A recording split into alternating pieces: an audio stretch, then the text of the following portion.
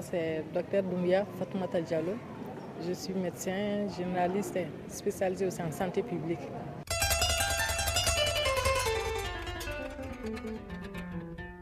Le premier niveau, c'est le CESCOM, donc le centre de santé de référence. C'est le deuxième niveau de référence. Le CESCOM il réfère ici. Nous sommes au niveau intermédiaire avant d'aller au niveau central. Donc c'est le deuxième. Ça veut dire qu'au niveau du plateau technique, qu'est-ce qu'on trouve dans un centre de référence comme celui-ci? Comme c'est chez nous ici, on trouve beaucoup de services. Par exemple, on a un laboratoire, on a les différents services, gynéco, médecine, chirurgie, orale, ophtalmo, on a les médecine générale, pédiatrie, on a les différents services.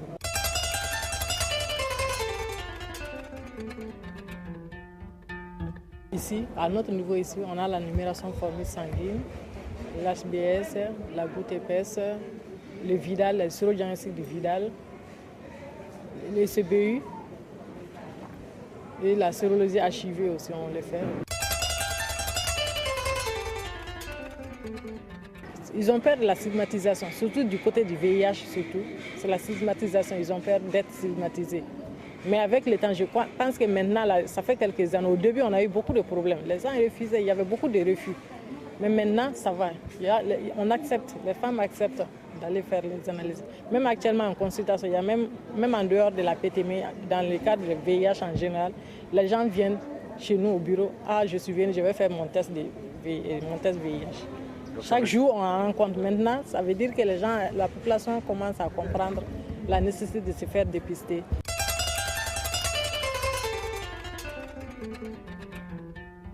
C'est une bonne chose dans la mesure où les médecins ont besoin de ces analyses complémentaires pour leur diagnostic.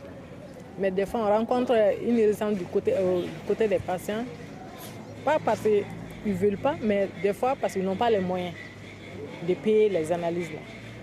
Donc, à ce niveau, ils sont résistants. Ils disent, il y en a qui disent, je n'ai pas les moyens, je ne peux pas payer, donc il faut me prescrire directement les médicaments.